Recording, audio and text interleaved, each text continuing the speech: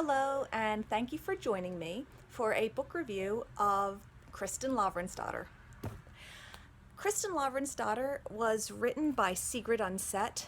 The first book was published, it's actually a trilogy. The first book was published, I'm checking my notes here, in 1923. It consists of The Wreath,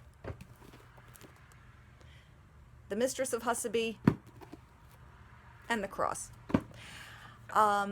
The setting is Norway in the 1300s, and the book follows the fictional life of Kristin Lavransdatter. That's the protagonist. Now it's kind of an interesting story, both in the way it was written and the setting. The setting is, like I said, Norway in the 1300s. At that time, Norway was transitioning from a pagan culture to a Christian culture.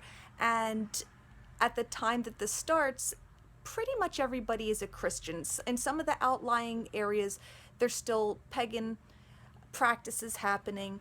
And even among the people in the story, some of the old pagan practices persist. They persist as superstitions, and it tends to be more the peasants. They rely on hexes and charms. But at the time that Sigrid Undset wrote this, and I apologize if I'm saying the name wrong because I've never actually heard anyone pronounce it. I've only read it.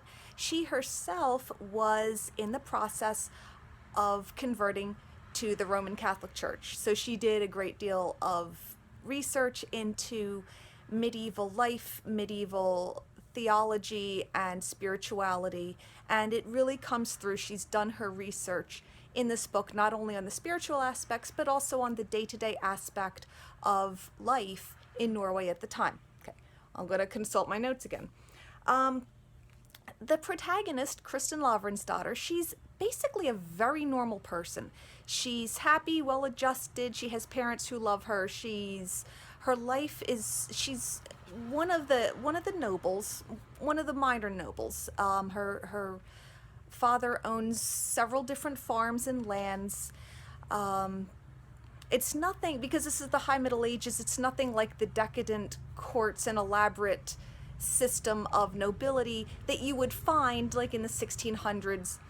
But they have money. They're not the wealthiest, but they definitely have money. They have titles and lands and status. And her life is starting to go like a typical woman of the time. She's engaged to be married to another young man who's similar in status to her. And I don't want to give away the spoilers because a lot of people know how the story turns out, but it's not that well known of a book. Basically, she falls in love with a man who is not her betrothed.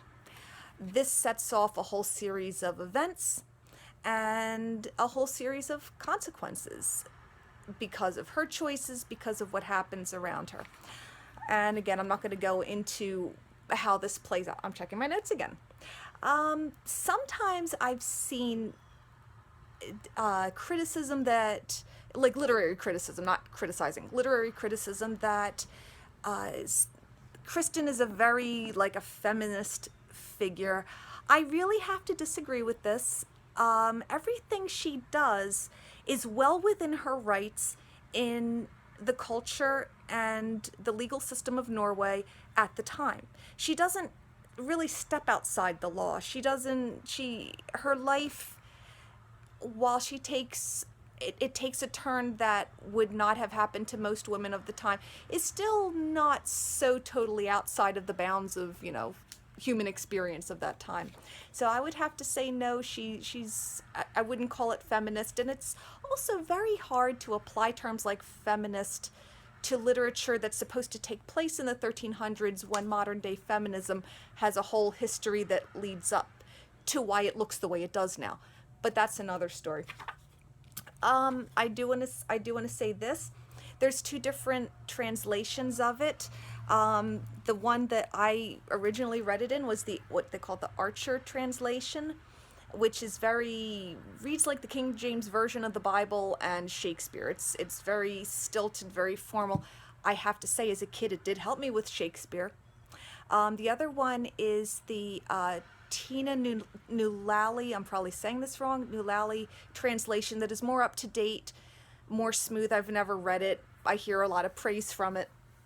Um, Now, she Sigrid Undset won the Nobel Prize for Literature in 1928, due in large part to this work. So it's worth reading. It's not a cheap romance. It's not a bodice ripper. It's not anything like that. It's very good. Um, she actually had quite a bit of influence, and I never knew this till later. In my own life, I read Kristin Lavransdatter before I read Gone with the Wind, and they're both books that I love very, very much. What I didn't know until a few years ago was that Margaret Mitchell read Kristin Lavransdatter during the time she was writing Gone with the Wind. It took her 10 years to write Gone with the Wind.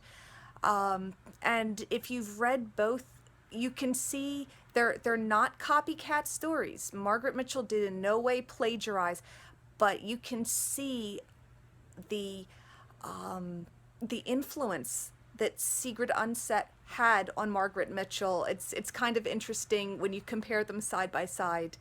Although they're both very different books, that there's definitely an influence happening, like a cross pollination. And anyway, again, it's Kristin Lavransdatter.